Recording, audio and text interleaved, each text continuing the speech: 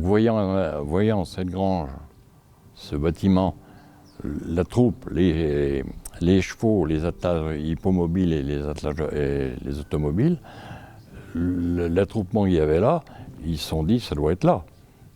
Ils n'ont peut-être pas cherché à réfléchir beaucoup, à se poser beaucoup de questions. Ils ont largué leurs bombes là. Marceau Lebrun nous a écrit « Je monte sur ma bicyclette et à 600 mètres, je découvre l'horreur. En même temps que les voisins du bombardement accourus, mais heureux d'être sains et saufs. La vision est bouleversante.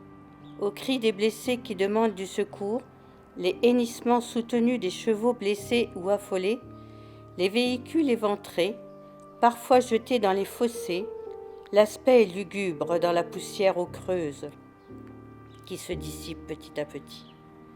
Mais il y a ceux qui se taisent, les morts et les mourants. L'aide est impossible, les moyens manquent, c'est l'impuissance devant le désastre, l'affolement, la nervosité, le chaos. Le retour des Stuka n'est pas impossible, on le redoute. Le pont n'est pas coupé, la nuit est encore lointaine, la route entre Plancy et Charny, quoiqu'encombrée et ses difficultés de passage, reste ouverte aux réfugiés ayant échappé au bombardement.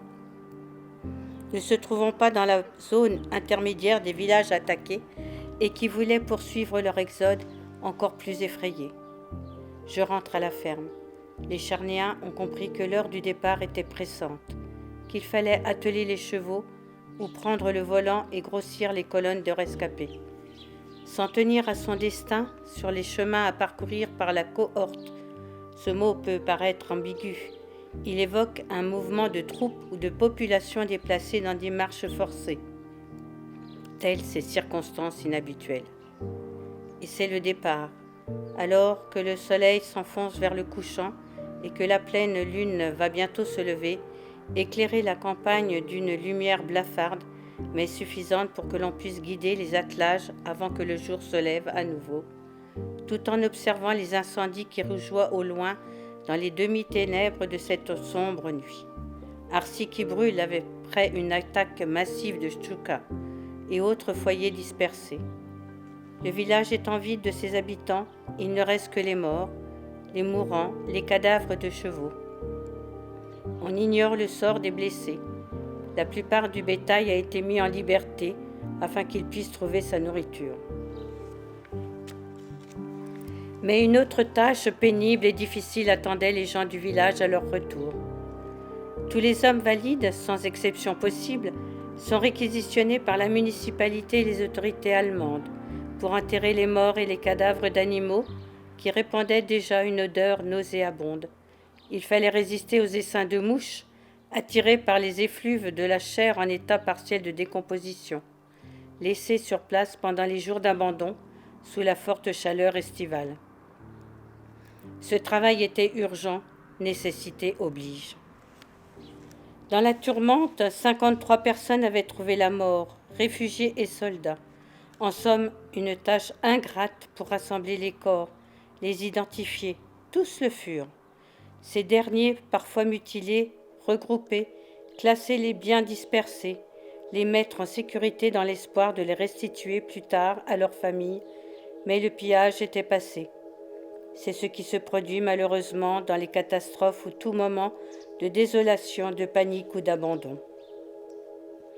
L'ouverture d'une fosse commune de 25 mètres de longueur, 2 mètres de largeur et environ 40 cm de profondeur, creusée à la pelle et à la pioche, permis d'ensevelir les victimes dans un champ situé au carrefour bombardé appartenant à M. Gabriel Desbuis. Placés côte à côte avec le soin le plus attentif et leur identification certaine, une étiquette nominative fut glissée dans une bouteille renversée et placée entre le corps et un bras des victimes. Quant aux cadavres d'animaux, acheminés vers les trous de bombes, ils y furent versés et ensevelis.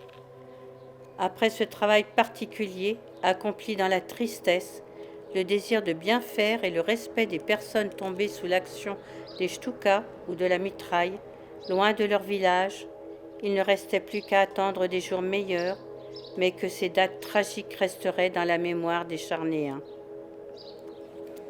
Je ne pouvais passer sous silence cette visite inopportune quelques jours après le début des inhumations de 4 aviateurs de la Luftwaffe, se réclamant être les auteurs du bombardement de Carrefour, et leur regret que leur mission ait pu faire tant de victimes innocentes, mais toutefois, affirmèrent-ils, vous nous avez déclaré la guerre et que ce peut être terrible. Quel cynisme et ironie pour nous, désarmés dans notre défaite. Ces messieurs, après avoir pris quelques photos, sont repartis discrètement, comme ils étaient venus, cigarette au bec, l'air goguenard avant de regagner leur véhicule. Parce que l'histoire du bombardement au pont du Bachot, pour moi, c'est une pure coïncidence, ils ont tapé là.